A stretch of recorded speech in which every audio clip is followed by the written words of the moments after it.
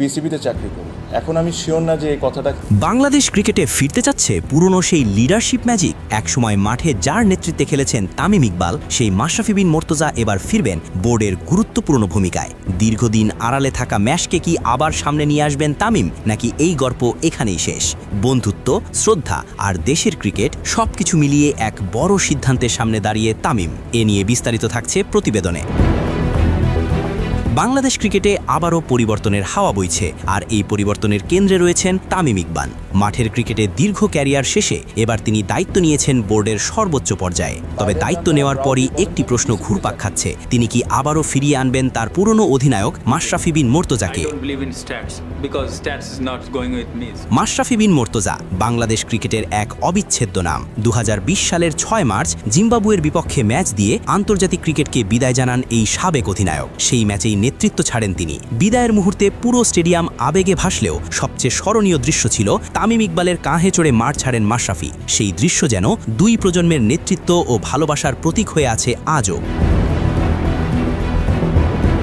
এরপর কেটে গেছে প্রায় 6 বছর। 43 বছর বয়সী মাশরাফি আর মাঠে ফিরবেন না, এটা প্রায় নিশ্চিত। কিন্তু অবাক করার বিষয় হলো, মাঠের ক্রিকেট ছাড়ার পর ধীরে ধীরে ক্রিকেট প্রশাসন থেকেও দূরে সরে গেছেন তিনি। কিছুদিন সংসদ সদস্য হিসেবে দায়িত্ব পালন করলেও সাম্প্রতিক সময়ে নিজেকে অনেকটাই আড়ালে রেখেছেন এই সাবেক অধিনায়ক। কিন্তু প্রশ্ন হচ্ছে, এভাবে কি একজন লিডারকে আড়ালে রাখা উচিত, বিশেষ করে যখন দেশের ক্রিকেটে প্রয়োজন অভিজ্ঞ, সৎ এবং গ্রহণযোগ্য নেতৃত্বের? এখানেই সামনে আসে তামিম ইকবালের নাম, কারণ তার ক্যারিয়ারের বড় একটি অংশ কেটেছে মাশরাফির অধীনে। কখনো অধিনায়ক হিসেবে, কখনো বড় ভাই হিসেবে মাশরাফি সবসময় আগলে রেখেছেন তামিমকে। শুধু মাঠে নয়, মাঠের বাইরেও তাদের সম্পর্ক ছিল গভীর। তামিম নিজেও একাধিকবার স্বীকার করেছেন মাশরাফি তার ক্যারিয়ারে কতটা গুরুত্বপূর্ণ ভূমিকা রেখেছেন।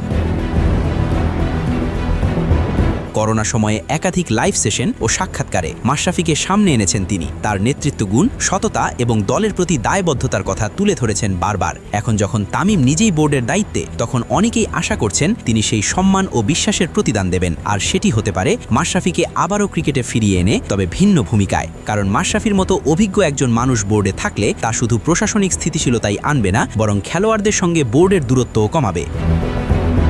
তিনি জানেন মাঠের বাস্তবতা, বোঝেন খেলোয়াড়দের চাহিদা, আর সবচেয়ে বড় কথা, তিনি গ্রহণযোগ্য একজন নেতা। বর্তমানে দেশের ক্রিকেটে যে অস্থিরতা চলছে তা সামাল দিতে এমন একজনের প্রয়োজন যিনি নিরপেক্ষ, দৃঢ় এবং অভিজ্ঞ।